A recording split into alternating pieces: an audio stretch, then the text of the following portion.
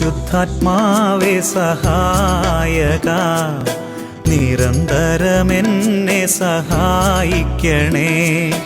നിത്യവും കൂടെ വസിക്കുന്നോനേ, അഭിഷേകത്തിൻ അഗ്നി നിറച്ചിടണേ.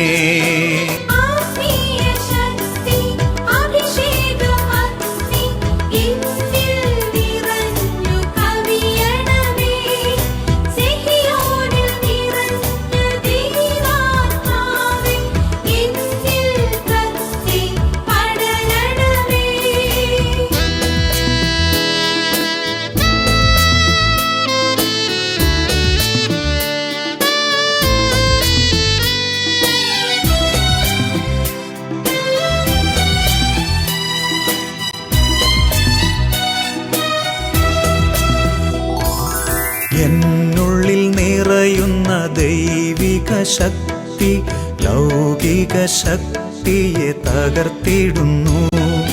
പാപനീതി ന്യായ ബോധ്യങ്ങൾ ഹൃത്തിൽ നിറച്ചെന്നെ അഭിഷേചിക്കൂ.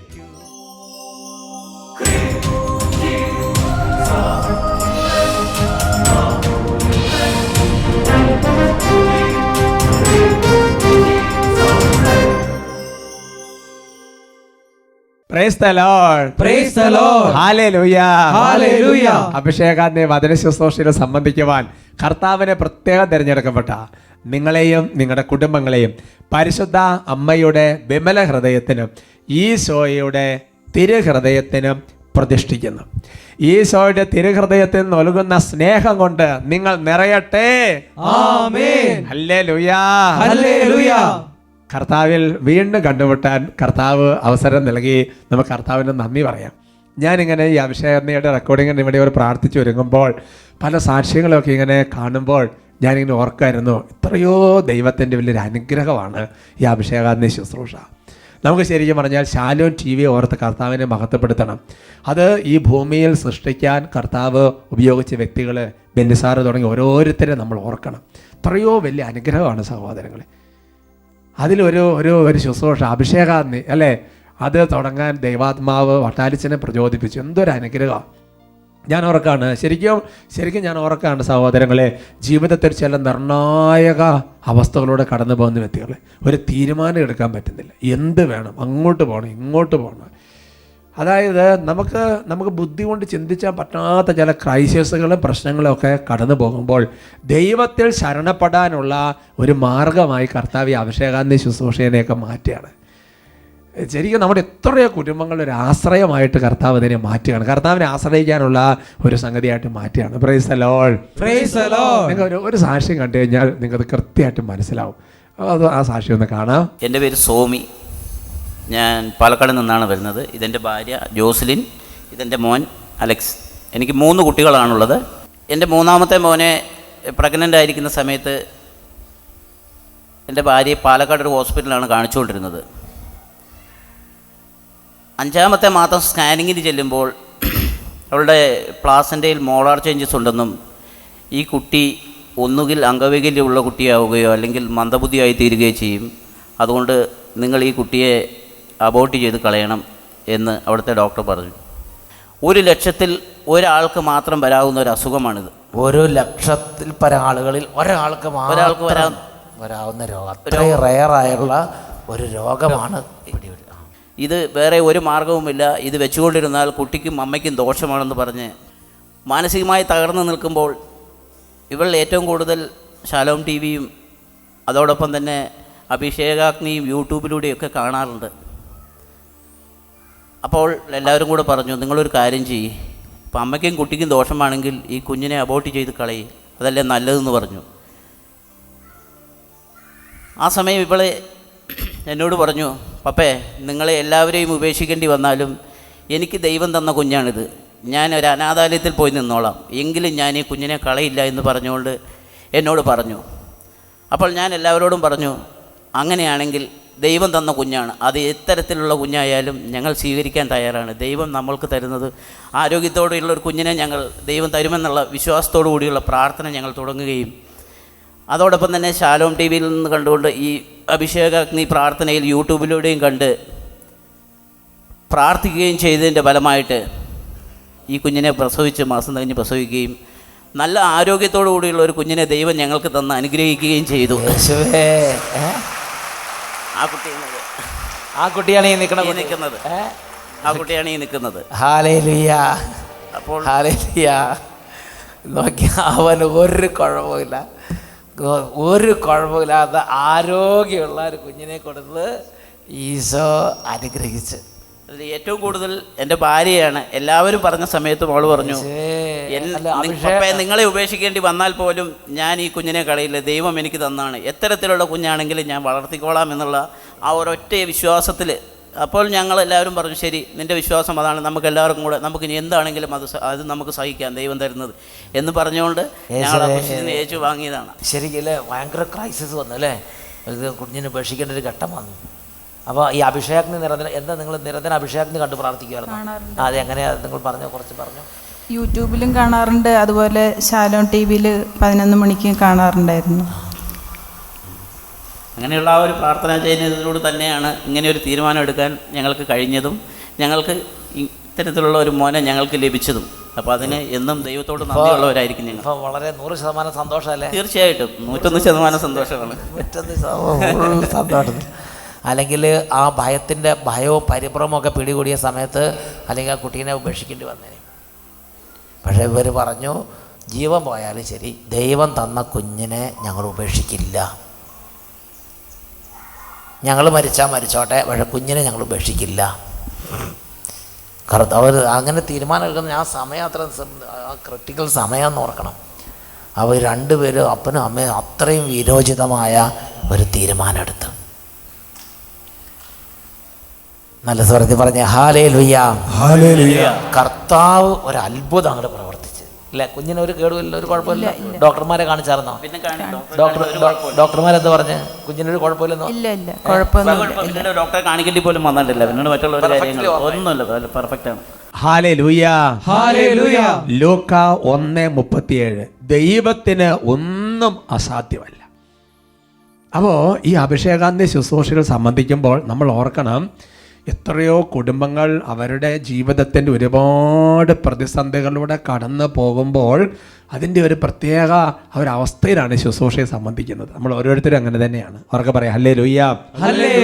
അതുകൊണ്ട് ബഹുമാനപ്പെട്ട സേവർക്കാൻ വട്ടാഴ്ച എപ്പോഴും ഓർമ്മിക്കാറുള്ള കാര്യമാണ്, എല്ലാ ശനിയാഴ്ചകളിലും സാധിക്കുന്ന എല്ലാവരും ഈ അഭിഷേകാന്തി ശുശ്രൂഷ കാണുന്ന ഇതേപോലെ ഇതുമാത്രം ക്രൈസിസിലൂടെ കടന്നു പോകുന്നവരാ. അപ്പോൾ അവരുടെ മേലെല്ലാം ദൈവത്തിൻ്റെ ഒരു ഇടപെടൽ ഉണ്ടാകാൻ വേണ്ടി ഉപവാസം എടുത്ത് പ്രാർത്ഥിക്കണം. ശനിയാഴ്ച ഒരു നേരത്തെ ഭക്ഷണം ഒഴിവാക്കിയിട്ട് ഈ നിയോഗത്തിന് വേണ്ടി അഭിഷേകാന്തി കാണുന്നവർക്ക് വേണ്ടിയിട്ട് പ്രാർത്ഥിക്കണം. അങ്ങനെ ചെയ്യുന്ന കുടുംബങ്ങളെ കർത്താവ് പ്രത്യേകം അനുഗ്രഹിക്കും. ഹല്ലേലൂയ. അതേപോലെ തന്നെ അഭിഷേകാന്തി ശുശ്രൂഷകൾ സംബന്ധിക്കുമ്പോൾ അത് വട്ടാഴ്ച എപ്പോഴും പറയാറുള്ളതാണ്. ഇവിടെ സെമിനാരി ബ്രദേഴ്സിനോട് പോലും പറഞ്ഞ് ഞാൻ ഓർക്കുന്നുണ്ട്. അതായത് അത് വേറെ ഏത് സമയത്ത് ആൾക്കാർക്കൊക്കെ വേറെ സമയത്ത് ചിലപ്പോൾ കാണാൻ പറ്റിയില്ലെങ്കിൽ സ്വാഭാവികമായിട്ടും ഇപ്പോൾ ആ ചേച്ചി സാക്ഷ്യത്തിൽ പറഞ്ഞതുപോലെ യൂട്യൂബിൽ, അതേപോലെ തന്നെ വെള്ളിയാഴ്ച 11 മണിക്ക് തന്നെ പുനഃസംപ്രേഷണം ശാലോം TV-യിലുണ്ട്. ആ സമയത്ത് ഇതെല്ലാം കൂടാം. അത് തീർച്ചയായിട്ടും അങ്ങനെ ജനത തെറ്റില്ല, ഉറപ്പായിട്ടും അങ്ങനെ തന്നെ. എന്നാൽ സാധിക്കുന്നിടത്തോളം ഞായറാഴ്ച 8:30 തന്നെ സംബന്ധിച്ചു കഴിഞ്ഞാൽ ലക്ഷങ്ങളിൽ ഒരുമിച്ചുള്ളൊരു പ്രാർത്ഥനയും സ്തുതിപ്പും ഉയരുന്ന സമയമാണത്. വ്യത്യസ്ത സ്ഥലങ്ങളിലാണെങ്കിൽ അതുപോലെ ദൈവകൃപ വ്യാപരിക്കും. അവർക്ക് പറഞ്ഞ ഹല്ലേലൂയ. അപ്പോൾ വിവിധ ഭൂഖണ്ഡങ്ങളിൽ, വിവിധ ദേശങ്ങളിൽ, വിവിധ സമയത്തിരുന്ന് ഈ ശുശ്രൂഷ സംബന്ധിക്കുമ്പോൾ ഇതുപോലെ ദൈവത്തിൻ്റെ ശക്തി വ്യാപരിക്കും. ഇതുപോലെ ദൈവത്തിൻ്റെ ഇടപെടലുകൾ ഉണ്ടാകും. തീരുമാനം എടുക്കാൻ പറ്റാത്ത കുടുംബങ്ങൾക്ക് ഒരു തീരുമാനത്തിലേക്ക് എത്താൻ വേണ്ടി പറ്റും. ഒരുപക്ഷെ ആ തീരുമാനത്തിൽ ഉറച്ചു നിൽക്കുമ്പോഴും പലതരത്തിൽ സമ്മർദ്ദങ്ങളിലൂടെ കടന്നു പോകുന്നവർക്ക് അതിൽ തന്നെ പിടിച്ചു നിൽക്കാൻ കൃപ തരും. അനേകം പേരെ കർത്താവ് സുഖപ്പെടുത്തും. അനേകം രോഗികൾ സൗഖ്യം പ്രാപിക്കും. അനേകരുടെ തടസ്സങ്ങളും കെട്ടുകൾ അഴിഞ്ഞു പോകും. ദൈവത്തിന് വലിയൊരു ഇടപെടലുണ്ടാകും. നമുക്ക് എഴുന്നേറ്റ് നിൽക്കാം. എഴുന്നേറ്റ് ഉച്ചത്തിൽ കർത്താവിനെ ആരാധിക്കാം, കർത്താവിനെ സ്തുതിക്കാം. പ്രിയമുള്ള സഹോദരങ്ങളെ, ഒറ്റയ്ക്കല്ല പ്രാർത്ഥിക്കുന്നത്, വലിയൊരു കൂട്ടായ്മയിലാണ് പ്രാർത്ഥിക്കുന്നത്. സമൂഹം ഒരുമിച്ചാണ് പ്രാർത്ഥിക്കുന്നത്. ലക്ഷങ്ങൾ ഒരുമിച്ചാണ് പ്രാർത്ഥിക്കുന്നത്. കർത്താവെ ഞങ്ങൾ പ്രാർത്ഥിക്കുന്നു, തിരുസഭയോട് ചേർന്ന് പ്രാർത്ഥിക്കുന്നു, പുണ്യാന്മാരുടെ ഐക്യത്തിൽ പ്രാർത്ഥിക്കുന്നു, യേശുപിതാവിന്റെ മാതാവിന്റെ പ്രത്യേക കൂട്ടായ്മയിൽ പ്രാർത്ഥിക്കുന്നു. ഓ കർത്താവെ, കുടുംബങ്ങളെ മേൽ കരുണ വർഷിക്കണമേ, കുടുംബങ്ങളെ അനുഗ്രഹം വർഷിക്കണമേ എന്ന് പ്രാർത്ഥിക്കുന്നു. ലൂക്കായുടെ സുവിശേഷത്തിൽ 18-ാമത്തെ അധ്യായത്തിൽ 27-ാം തിരുവചനം, മനുഷ്യർക്ക് അസാധ്യമായത് ദൈവത്തിന് സാധ്യമാണ്. മനുഷ്യർക്ക് അസാധ്യമായത് ദൈവത്തിന് സാധ്യമാണ്. മനുഷ്യർക്ക് അസാധ്യമായത് ദൈവത്തിന് സാധ്യമാണ്. ഓ കർത്താവേ, അസാധ്യത എന്നൊരു സാധ്യത ഇല്ലാത്ത കർത്താവേ, ഇപ്പോൾ കുടുംബങ്ങളുടെ ദൈവശക്തി വ്യാപരിക്കട്ടെ. കർത്താവ് എല്ലാം സാധ്യമാകട്ടെ, എല്ലാം സംഭവിക്കട്ടെ, ദൈവകൃപ വ്യാപരിക്കട്ടെ.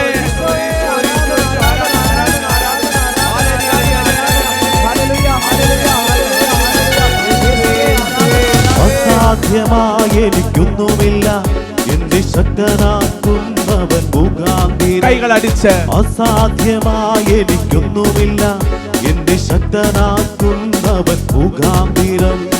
ബുദ്ധിക്കതീതമത്യത്ഭുതങ്ങള എന്റെ ദൈവം എന്നെ നടത്തുന്നു. ബുദ്ധിക്കതീതമത്യത്ഭുതങ്ങള എന്റെ ദൈവം എന്നെ നടത്തുന്നു. സാധ്യമേ, എല്ലാം സാധ്യമേ, എന്റെ യേശുവൻ കൂടെയുള്ള. കൈകൾ ഉയർത്തി കൈയടിച്ച് സാധ്യമേ, എല്ലാം സാധ്യമേ, എന്റെ യേശുവൻ കൂടെയുള്ളതാ. ഓ കർത്താവായ ദൈവമേ, ഇപ്പോൾ വെറുതെ പാട്ട് പാടുകയല്ല, വെറുതെ കൈ അടിക്കുകയല്ല, മറിച്ച് ദൈവത്തെ ആരാധിക്കുകയാണ്. ഹൃദയം കൊണ്ട് ദൈവത്തെ സ്തുതിക്കുകയാണ്, ഹൃദയം കൊണ്ട് ദൈവത്തെ പുകഴ്ത്തുകയാണ്.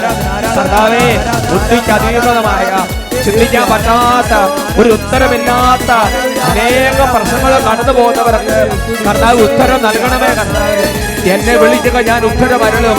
കർത്താവെ, നീ പ്രാർത്ഥന തീരുമ്പേ ഉത്തരം അരുളുന്ന വചനത്തിൽ ഞങ്ങൾ വിശ്വസിക്കുന്നു. കർത്താവെ, തീരുമാനമെടുക്കാൻ പറ്റാത്തവര്, എന്താണ് ഒരു പോംവഴി ചിന്തിച്ചുകൊണ്ടിരിക്കുന്നവര്, കർത്താവ് ഇങ്ങനെ മുന്നോട്ട് പോലെ എങ്ങനെയാകുന്നുള്ള ആശങ്കയ്ക്ക് അടിമപ്പെട്ടിരിക്കുന്നവര്, കർത്താവ് ജീവിതത്തിൽ ഒരു വഴി കാണാതെ കരഞ്ഞ് തളർന്നിരിക്കുന്നവര്, ദൈവമേ, കിടക്കയിൽ കിടന്ന് ദൈവമേ എഴുന്നേറ്റ് പ്രാർത്ഥിക്കാൻ പറ്റാത്ത വിധം തളർന്നു പോയവര്, മനസ്സ് തകർന്നിരിക്കുന്നവര്, ദൈവമേ, ഉപവാസങ്ങളും പ്രാർത്ഥനകളും അവിടുന്ന് കാണണമേ.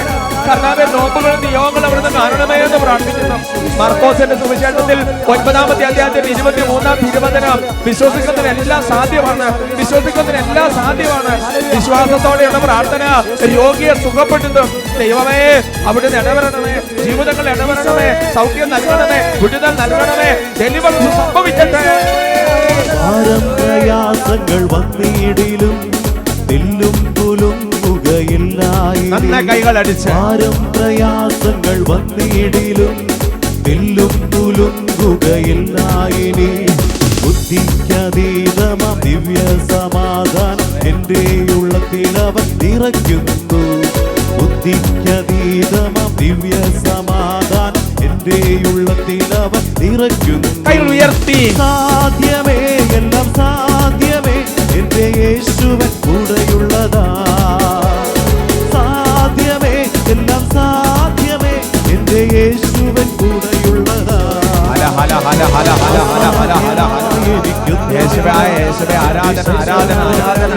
കർത്താവായ ദൈവമേ, ബാലിക ബാലന്മാർക്ക് വേണ്ടി പ്രാർത്ഥിക്കുന്നു.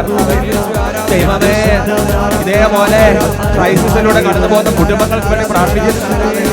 ദൈവമേ, കുഞ്ഞിന്റെ കാര്യത്തിൽ ഇതേപോലെ തീരുമാനം എടുക്കാൻ സാധിക്കാത്ത കർത്താവേ, ഒരുപക്ഷെ മെഡിക്കൽ സയൻസ് അങ്ങനെ പറഞ്ഞിട്ടിരിക്കുന്ന ഓരോ വ്യക്തികളെ ഇപ്പോൾ ആശീർവദിക്കുന്നു. യേശുവിന്റെ നാമത്തിൽ കുഞ്ഞുങ്ങൾ നോർമലാകട്ടെ എന്ന് പ്രാർത്ഥിക്കുന്നു. മക്കളില്ലാത്ത ദമ്പതികളെ അനുഗ്രഹിക്കുന്നത് ദൈവമേ, മധ്യസ്ഥ പ്രാർത്ഥന എഴുതി വെച്ചിരിക്കുന്ന ഓരോരുത്തരെ അനുഗ്രഹിക്കുന്നത് എന്റെ ഈശോയെ, അവിടുന്ന് നേരിട്ട് കരങ്ങൾ വെക്കണമേ. ബൈബിളിലെ വാഗ്ദാനങ്ങൾ നമ്മൾ ഓർക്കണമേ. അബ്രാഹത്തിനെയും ദാവീദിനെയും ഓർക്കണമേ. കർത്താവേ, കർത്താവേ, പിതാവേ, ഈശോമിശിഹായുടെ പുത്രമരണത്തിന്റെ അനന്ത യോഗ്യതയാൽ അവിടുന്ന് കരനീട്ടി ഓരോ കുടുംബങ്ങളിൽ വ്യക്തികളെ ഇപ്പോൾ ആശീർവദിക്കണമേ എന്ന് പ്രാർത്ഥിക്കുന്നു. ഓരോരുത്തരെ തൊട്ടേ കർത്താവേ, ആരാധന ആരാധന ആരാധന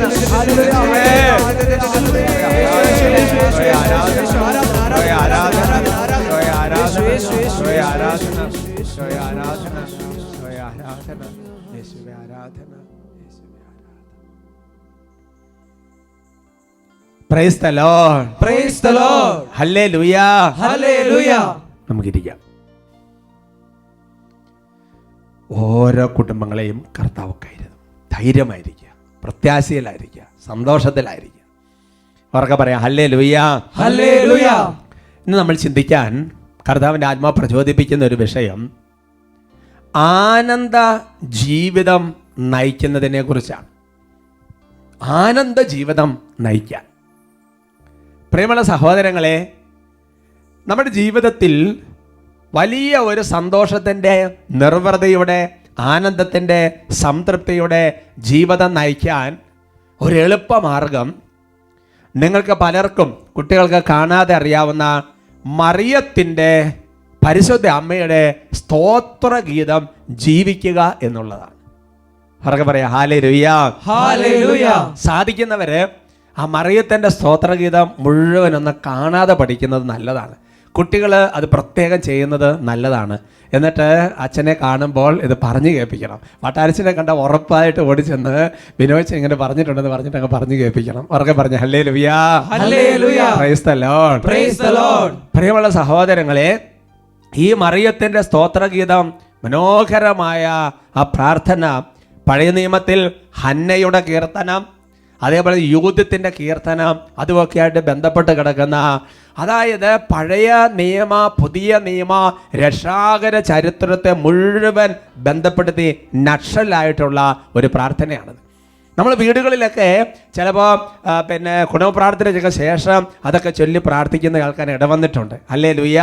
ഹല്ലേലൂയ. ചില പ്രത്യേക പാട്ടുകൾ, സ്തോത്രഗീതത്തിന്റെ പാട്ടുകൾ എങ്ങനെ ആലപിക്കുന്നത് നമ്മുടെ ഒരു പാരമ്പര്യത്തിന്റെ ഭാഗവുമാണ്. Praise the lord. Praise the lord. ഈ മറിയത്തിന്റെ സ്തോത്രഗീതത്തിൽ പറഞ്ഞിരിക്കുന്ന ഓരോ വരികളും നമ്മുടെ ജീവിതത്തിലേക്ക് പതുക്കെ പതുക്കെ അപ്ലൈ ചെയ്യണം. ദൈവത്തെ ആശ്രയിച്ചുകൊണ്ട് ജീവിതത്തിന്റെ ഭാഗമാക്കി മാറ്റണം. ആ പ്രാർത്ഥന തന്നെ പ്രാർത്ഥിച്ച് പ്രാർത്ഥിച്ച് പ്രാർത്ഥിച്ച് ജീവിതത്തിന്റെ ഭാഗമാക്കി മാറ്റണം. ഹല്ലേലൂയ.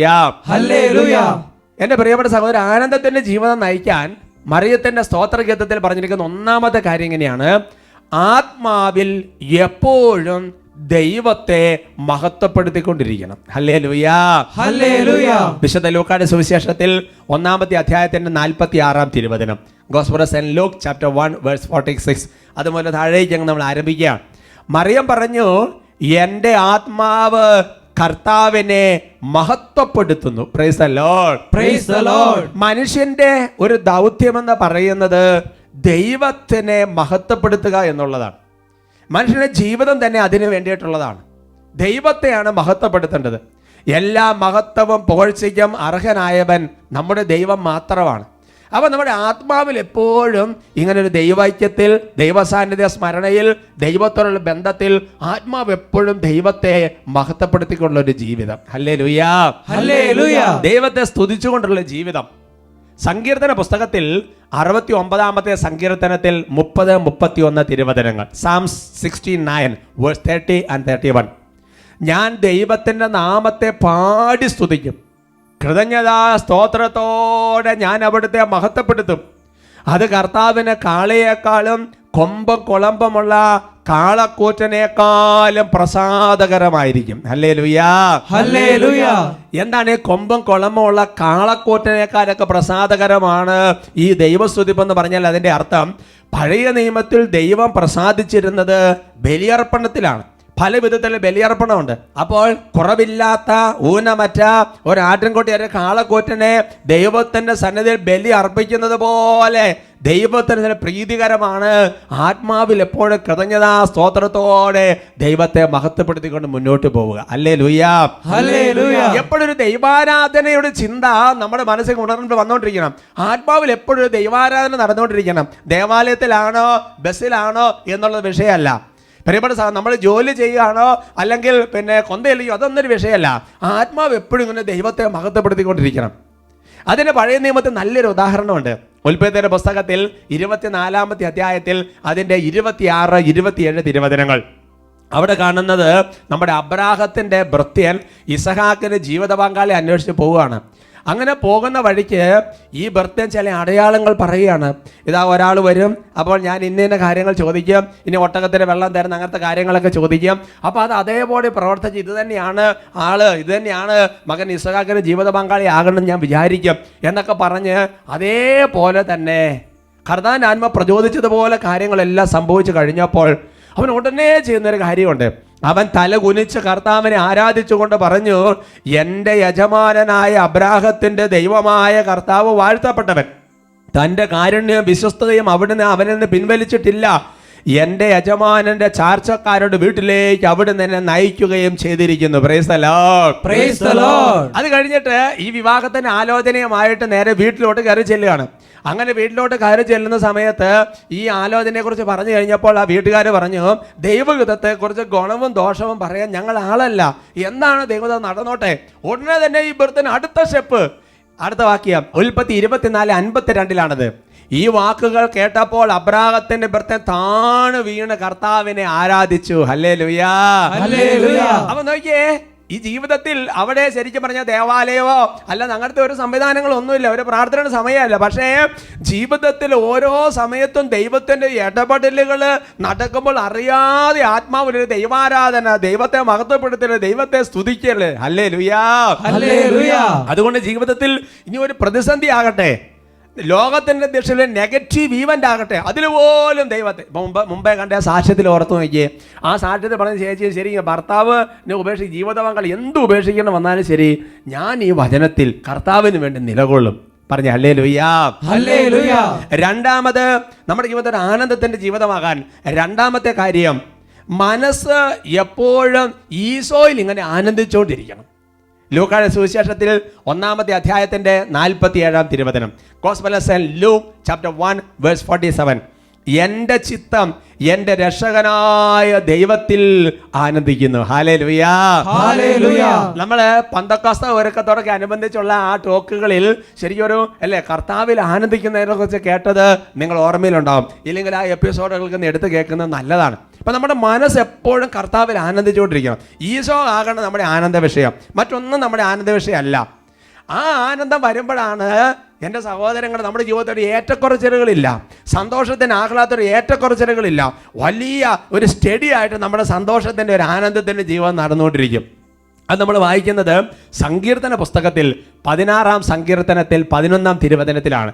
Psalm 16:11, അങ്ങയുടെ സന്നിധിയിൽ ആനന്ദത്തിൻ്റെ പൂർണ്ണതയുണ്ട്, അങ്ങയുടെ വലത് കൈയിൽ ശാശ്വതമായ സന്തോഷമുണ്ട്. ഹല്ലേലൂയാ. ഹല്ലേലൂയ. അപ്പോൾ ആനന്ദത്തിന്റെ പൂർണ്ണതയുള്ളത് ദൈവത്തിന്റെ സന്നിധിയിലാണെങ്കിൽ ആനന്ദം കിട്ടാൻ വേണ്ടി ഏതെങ്കിലും പാപ സ്വഭാവങ്ങളുടെ പുറകെ പോയിട്ട് എന്ത് കാര്യം? അപ്പൊ ശാശ്വതമായ സന്തോഷം, നിലനിൽക്കുന്ന സന്തോഷം, ആനന്ദത്തിന്റെ പൂർണ്ണത, അത് ഈശോയിൽ നമ്മുടെ മനസ്സായിരിക്കുമ്പോൾ ലഭിക്കുന്ന ഒരു സംഗതിയാണ്. അതുകൊണ്ട് തന്നെയാണ് വിശുദ്ധ യോഹന്നാന്റെ സുവിശേഷത്തിൽ 16-ാമത്തെ അധ്യായത്തിൽ 22-ാം തിരുവചനം ഇങ്ങനെ രേഖപ്പെടുത്തുന്നത്.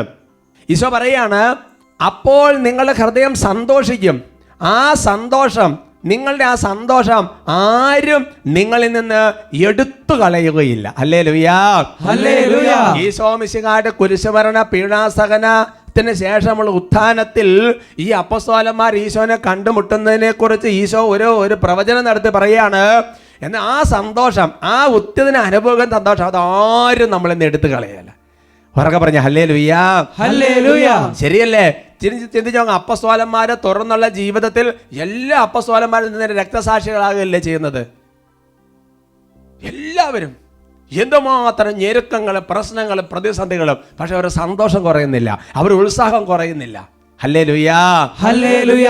മൂന്നാമത്, നമ്മുടെ ജീവിതം ആനന്ദത്തിന്റെ ജീവിതമായി മാറാൻ സ്തോത്രഗീതം ജീവിതത്തിന്റെ ഭാഗമാക്കുക. മൂന്നാമത്തേതാണ് എളിമയിൽ മുന്നിട്ട് നിൽക്കണം. ലൂക്കായുടെ സുവിശേഷം 1-ാമത്തെ അധ്യായത്തിന്റെ 48-ാം തിരുവചനം, അവിടുന്ന് തൻ്റെ ദാസിയുടെ താഴ്മയെ കടാക്ഷിച്ചു, ഇപ്പോൾ മുതൽ സകല തലമുറകളും എന്നെ ഭാഗ്യവതി എന്ന് പ്രകീർത്തിക്കും. ഹല്ലേലൂയാ.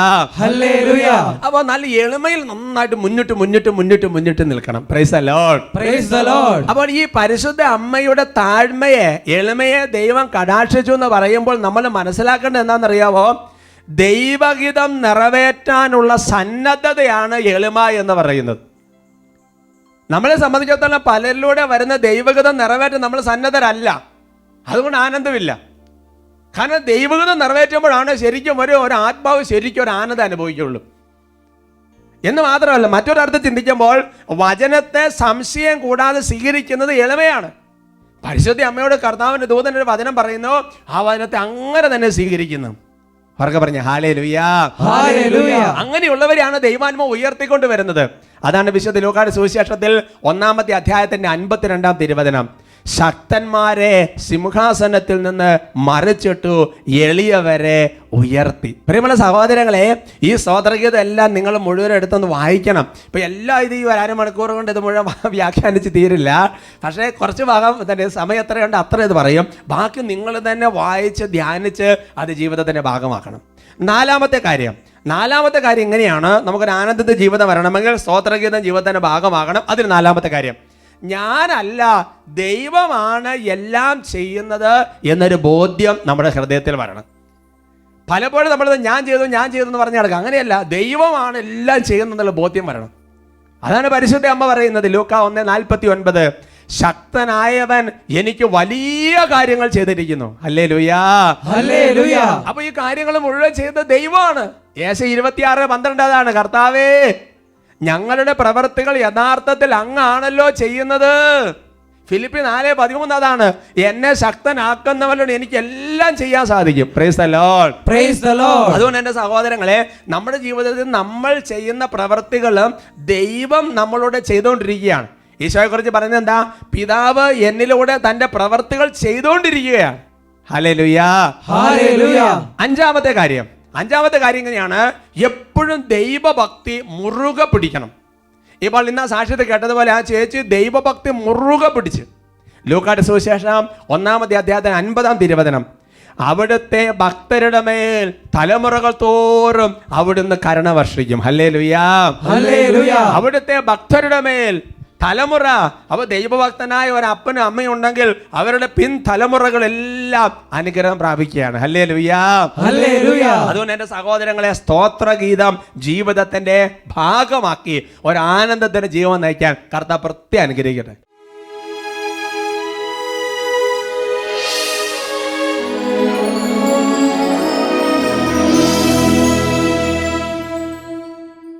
ഓരോരുത്തരും ഇപ്പോൾ പ്രാർത്ഥിക്കുകയാണ്. കർത്താവേ, കുരിശിൻ്റെ ചുവട്ടിൽ യോഹന്നാനെ ഞങ്ങൾക്കെല്ലാം പ്രതിനിധിയാക്കി നിർത്തി.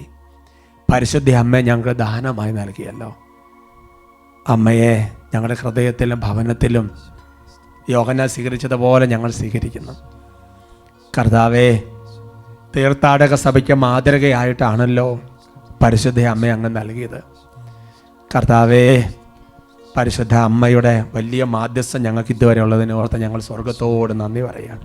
ശോയെ മഹത്വപ്പെടുത്തുകയാണ്. കർത്താവേ, മറിയം സ്തോത്രഗീതം ആലപിച്ചതുപോലെ ഞങ്ങളുടെ ജീവിതം കൊണ്ട് കർത്താവ് സ്തോത്രഗീതം ആലപിക്കാൻ ഞങ്ങൾ ഓരോരുത്തരെ അഭിഷേകം ചെയ്യണം. ഓരോരുത്തരും ഇപ്പോൾ പ്രാർത്ഥിക്കുക. എപ്പോഴും ആത്മാവിൽ ദൈവത്തെ മഹത്വപ്പെടുത്തി കർത്താവിൽ മാത്രം മനസ്സിൽ അവർ സന്തോഷം അനുഭവിച്ച് വചനത്തെ വചനമായി സ്വീകരിക്കാനുള്ള ദൈവഗതം നിറവേറ്റാനുള്ള എളിമയിൽ ജീവിച്ച് കർത്താവ് അങ്ങാണ് ഞങ്ങളുടെ പ്രവർത്തിക്കുന്നുള്ള ചിന്തയിൽ ദൈവഭക്തി വിടാതെ എപ്പോഴും കർത്താവിൻ്റെ കരുണയിൽ ശരണപ്പെട്ട് കർത്താവെ പരിശുദ്ധാത്മ ശക്തിയിൽ ആശ്രയിച്ച് മുന്നോട്ട് പോകാൻ ഓരോ വ്യക്തികളെയും അനുഗ്രഹിക്കണമേ. കർത്താവെ, സ്തോത്രഗീതം ജീവിതത്തിൽ വായിക്കുമ്പോൾ തന്നെ കൃപാവരങ്ങളെല്ലാം നിറയപ്പെടാൻ ഇടവരട്ടെ എന്ന് പ്രാർത്ഥിക്കുന്നു. ദൈവമേ, അത്ഭുതകരമായി ആ വരഞ്ഞ് ജീവിക്കാനുള്ള കൃപ ഓരോരുത്തരും കൊടുക്കണമേ എന്ന് പ്രാർത്ഥിക്കുന്നു. കരങ്ങൾ ഉയർത്തി സ്തുതിക്കുന്നു. Hallelujah, hallelujah, hallelujah. കർത്താവേ, കൃപകളെല്ലാം ഇപ്പോൾ വർഷിക്കണമേ. ഈ കൃപാവരങ്ങളെല്ലാം ഇപ്പോൾ വർഷിക്കണമേ. കർത്താവേ, ആ സ്തോത്രഗീതത്തിൽ പറഞ്ഞിരിക്കുന്ന മുഴുവൻ കൃപാവരങ്ങളും ഓരോരുത്തരും വ്യക്തികളെ ഇപ്പോൾ നൽകണമേ. കൈകൾ ഉയർത്തി വിളിച്ചു പ്രാർത്ഥിക്കുന്നു ഈശോയേ.